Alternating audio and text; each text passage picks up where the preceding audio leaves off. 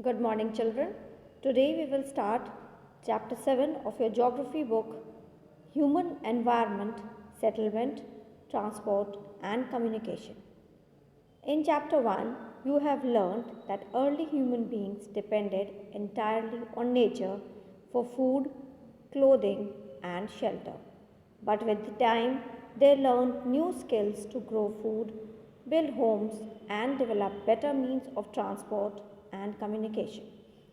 So, this we have learned, studied many times, even if you have studied in EVS, that human beings, when they started living, they were like eating the fruits.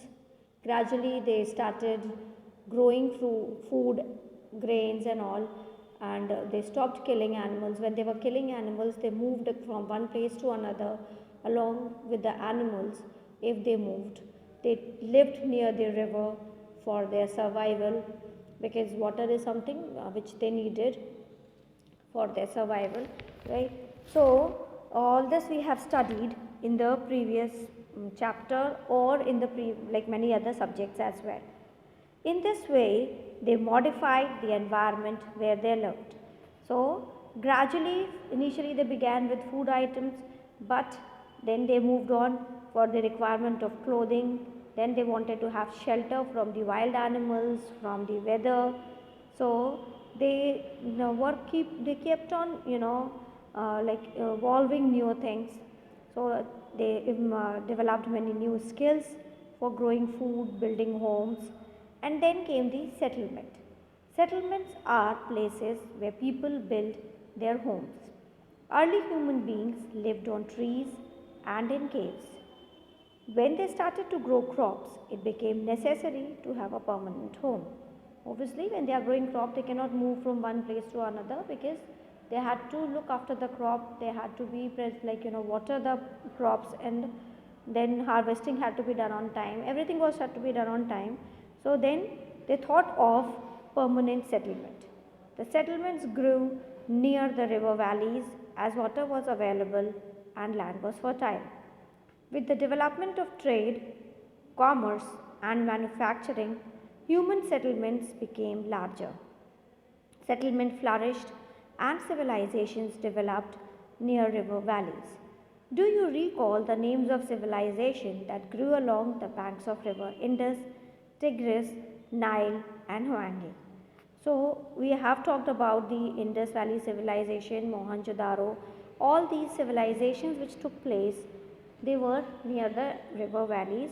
We have discussed the reason that the human beings needed water for survival.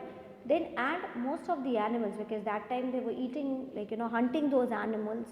So, those animals were also coming on the river banks for water. So, they could easily, hunt them. So, the place where building or a settlement develops is called its site. The natural condition for selection of an ideal site are favorable climate, availability of water, suitable land, and fertile soil. Settlements can be permanent or temporary. Like for people who are living at one place, maybe they are working at that place and therefore they have to live there. So that is a temporary settlement. And there are people who are living at a place where they have their own house, and that is there, you can say, the permanent settlement. So, settlements which are occupied for a short time are called temporary settlements. Like for example, if the job is like on temporary basis, or like a transferable job is there, then that settlement will be known as a temporary settlement. The people living in deep forest, hot and cold deserts and mountains often dwell in such temporary settlements. They practice hunting, gathering, shifting cultivation, and transhumance. However, more and more settlements today are permanent settlements. In these settlements, people build homes to live in. So, obviously, for permanent settlement, they have to build their home to live. Transhumance. It is a seasonal movement of people. People who rear animals move in search of new pasture according to changes in seasons. So if they are having or domesticating animals, if the pasture is not available, then it will be difficult for to domesticate the animals. So they have to move from one place to another in search of pasture. So that is known as transhumance. It was Mary's birthday party. She and her friends were waiting for Gurpreet to arrive so that Mary could cut the cake. At last, Gurpreet arrived, tired, coughing, and wheezing. She explained that the traffic jam was terrible.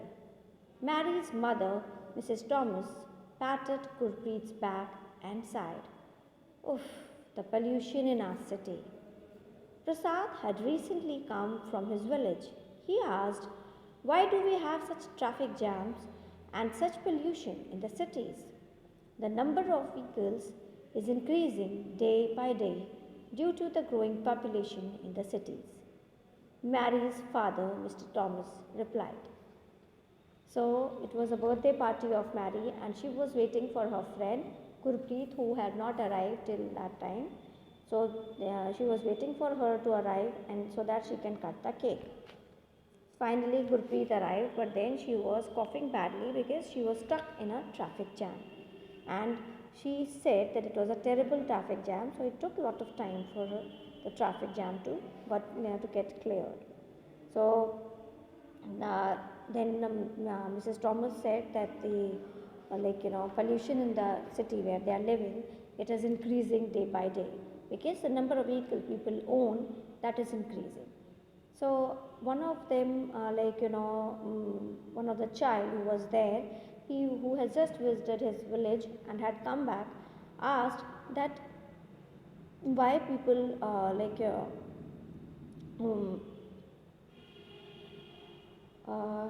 Thomas replied, his mother, because they're coming for the, he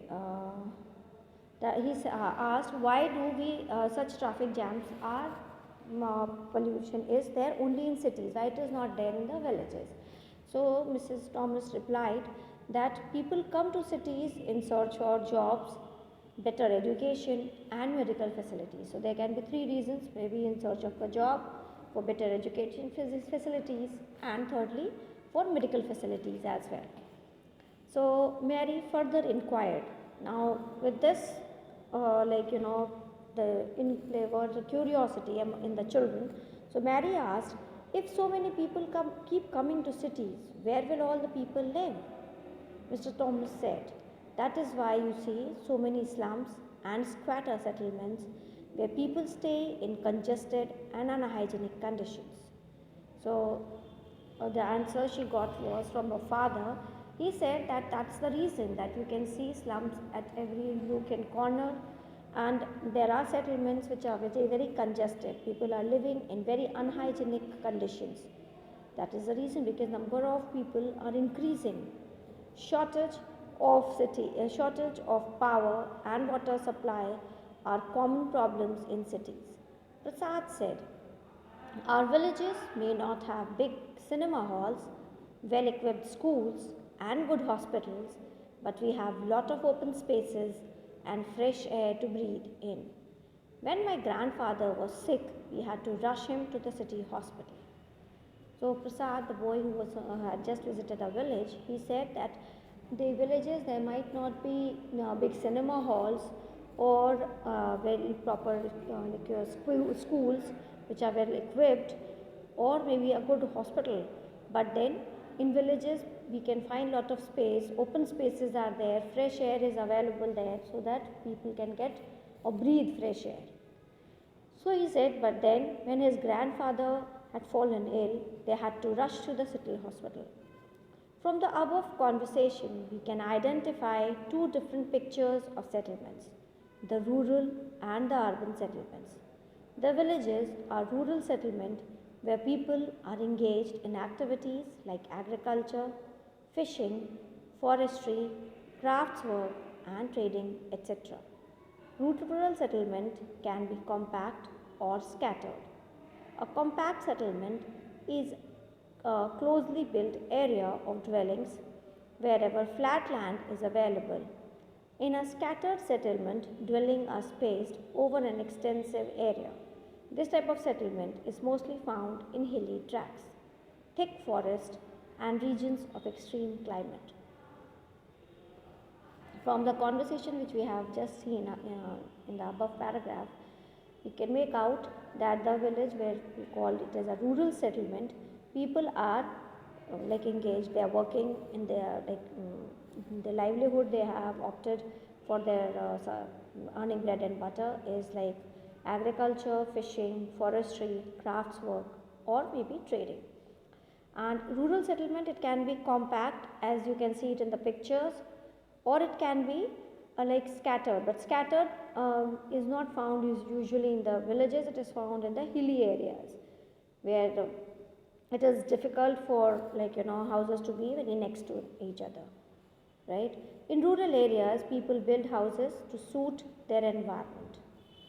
In regions of heavy rainfall, they have slanting roofs, places where water accumulates in the rainy season. The houses are constructed on raised platform, that is stilts. You can see it in the picture. Just because the rainwater accumulates at certain places, so these houses have to be built at certain height, constructed on a raised platform. Thick mud walled houses with thatched roofs are very common in areas of hot climate. Local material like stones, mud, clay, straw, etc. are used to construct houses. The towns are small and the cities are larger urban settlements. In urban areas, the people are engaged in manufacturing, trading, and services. Name some of the villages, towns, and cities of your state. So, the towns and small towns which are you can say little comparatively smaller than the cities, there also you can find the urban settlement, and they are most of the people who are living there, they are involved in manufacturing, trading, and doing some jobs. So that is all for today class. Take care of yourselves. Please read the chapter. Thank you.